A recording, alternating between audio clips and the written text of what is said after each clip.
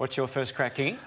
Mine's very, very basic, and I've been on this for I don't know how long now. Surely now it's time we talk about protecting the head in a meaningful way. Just in a nice, calm manner. Everyone wants to concentrate on the outcome of Tom Stewart's likely suspension or what it looks like at the moment. I want to bring the conversation back to Dion Prestia, because this is a moment in time where we've got to protect our own players. They're the game's assets. We've got to provide a safe workplace. He's been knocked in the next week. I don't know what the damage is to him long term. I've got no idea. But this is sickening vision. To see this young man being helped from the ground, it took 2 to 3 minutes to get him off, and he was in a bad way. It is so sickening to see. That's after he was on the ground for 2 minutes. He couldn't function. So either Michael Christian takes this seriously, and he hasn't done that in the previous 2 years. He hasn't. Well, it's gone straight to the tribunal. Yeah, but there's been reasons why they've let people off in the past. There's the same instance with Zach Jones this week for the St Kilda bump, picking off. He didn't quite pick him off, but he makes contact with the head, and we say, no, that's fine. No, we'll find a way to get you out of that. Have a look at what this is doing. Now, no one knows the long-term effects of this. So we just dust over and go, no, let's not give him 3 or 4 weeks. Let's water it down a little bit. The line ball ones have favoured the player who's laid the bump over the past 3 years. You've taken us to this situation. Enough's enough. Either make a stand or get rid of the whole stance against the head trauma once and for all, because it's been absolute crap to this point. So he will go to the tribunal. So he's going to get 3 minimum. What do we think it will actually end up being? I think 4 sounds. That's right. I mean, four's what I've got written all over it. You think more? You think potentially more? Yeah, I think that, well, whatever this is, it is 4, 5, whatever it is. But along the way, we've had no markers. There's been no one getting 2 or 3 weeks.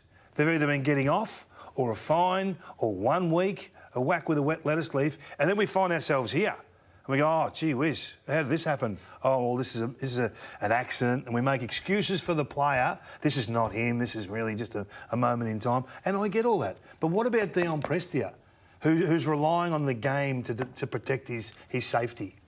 All right, well, my first crack is the follow-on to that, and I guess it's the other side. The AFL have already indicated today that they're not going to look at bringing in a send-off or a red card, but I think they absolutely have to at least consider it. And we saw the disadvantage that Richmond were left at with maybe their best ball, their most influential player, out of the game. I think it's never been part of the history because, you can't trust necessarily, not their fault, can't trust an umpire to get a report right at the time because of the level of grade that we have in the game. But 2 things have changed. One is we now have the concussion rule, so even if it's a minor clip, the player is off and gone for the day. And when we're talking about finals or big games that could decide the outcome. And the other thing is we now have a mechanism to do this. We have the ARC, we have someone who can be the judge and the jury, and I'm talking only extreme cases here.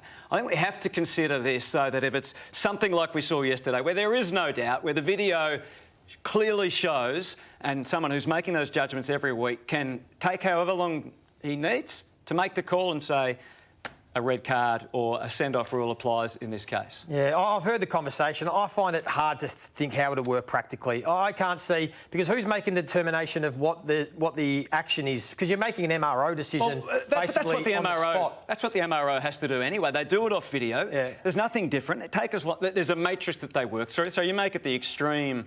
Not anything where there's a shade of grey. My only concern... How many times would it have been used over, say, the last 5 years? Not many, which is fine. The gaff Brayshaw. Maybe gaff Brayshaw. Any others?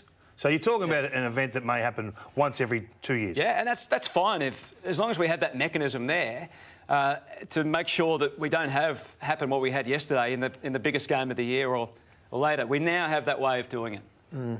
Yeah, I don't think we need it. No, I don't think we need it. If we're using it once every 2 years and the action is so severe, I'm with you. If it's not thrown, if you're not going to have 5 a year, you might have one that's a case where it's an absolute 100% lock, where almost the coach signs off on it. I reckon he said to Chris Scott after that moment, "Hey, listen, we're red carding that player." He's not going to kick up about that. My only worry is they brought the video review into other sports for the howler. That's right. And 5 minutes later, it's become the howler. It's create more havoc, I think, yeah.